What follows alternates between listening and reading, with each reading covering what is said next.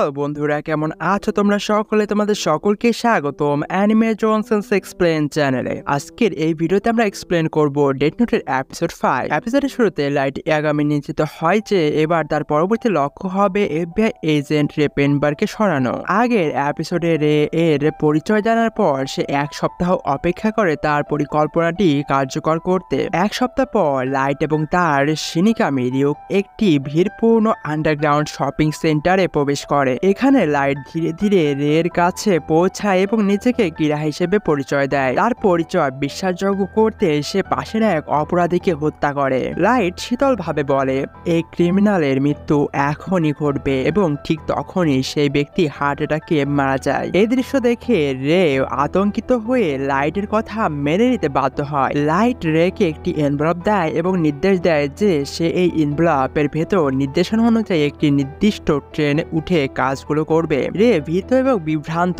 লাইটের দেওয়া নির্দেশ মেনে এনভেলপটির হাতে নিয়ে ট্রেনে উঠে পড়ে। রে বুঝতে পারে না যে এনভেলপের ভেতর থাকা পাতাগুলো আসলে ডেথ নোটের অংশ এবং যা তার নিজের মৃত্যুর কারণ হয়ে উঠবে। ট্রেনে বসে রে এনভেলপ খুলে জাপানে উপস্থিত সমস্ত এফবিআই এজেন্টের নাম লাইটের দেওয়া পাতায় লিখে ফেলে। এভাবে রে তার সহকর্মীদের মৃত্যুর কারণ হয়। সে বুঝতে পারে না যে তার প্রতিটি নাম লেখার মানেই তার সহকর্মীদের ডেথ সেন্টেন্স দেওয়া। নাম লেখার কাজ শেষ হলে লাইটের পরিকল্পনা অনুযায়ী রে ট্রেন থেকে নামার পর হার্ট অ্যাটাকে মারা যায়। লাইটের প্ল্যান নিখুঁতভাবে সফল করে এবং একই সাথে 12 জন এফবিআই এজেন্টকে সরিয়ে দেয়। এদিকে একসঙ্গে 12 জন এফবিআই এজেন্টের মৃত্যুতে জাপানের ল এনফোর্সমেন্ট এজেন্সির বিশাল আলোড়ন তোলে। এই পরিস্থিতিতে এনপিএ এর কর্মকর্তারা এর ওপর সন্দেহ করা শুরু করে এবং তার কৌশল নিয়ে প্রশ্ন তোলে। এমন অবস্থায় আমেরিকা থেকে নির্দেশ দেয় এফবিআই এজেন্টদের জাপান থেকে সরিয়ে নিতে।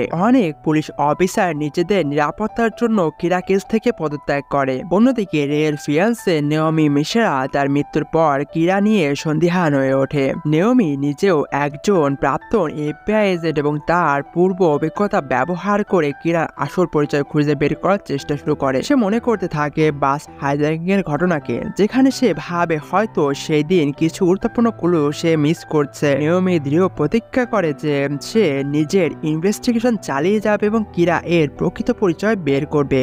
পর্বের শেষে যখন অনেক কর্মকর্তা কেস থেকে সরে দাঁড়ায়, তখন এল তার আস্থাভাজন 5 জন কর্মকর্তাকে নিয়ে কাজ চালিয়ে যাওয়ার সিদ্ধান্ত নেয় এবং তাদের জন্য গোপন হোটেল রুমে আমন্ত্রণ জানায়। লাইট মনে মনে সন্তুষ্ট হলেও সে ভাবতে থাকে হয়তো কোথাও ছোটখাটো ভুল হয়ে গেছে। অন্যদিকে এল এবং লাইটের দুইজনেরই পরবর্তী পদক্ষেপের জন্য আরো গভীরভাবে চিন্তা করে আর এই সাইকোলজিক্যাল ব্যাটেল আরো তীব্র আকার ধারণ করে। এই ছিল এপিসোড 5 এর ফুল এক্সপ্লেন্ড ভিডিও। অবশ্যই যদি আপনাদের ভালো লেগে থাকে তাহলে লাইক করে দিবেন, সাবস্ক্রাইব করে দিবেন চ্যানেলে যদি সাবস্ক্রাইব না করে থাকেন, এবং শেয়ারও করতে পারেন এবং অবশ্যই কমেন্ট করে জানাবেন আপনাদের কেমন লাগলো এই ভিডিওটি এবং অন্য কোন অ্যানিমে সম্পর্কে আপনারা এক্সপ্লেনেশন অথবা অন্য কি ধরনের ভিডিও দেখতে চান।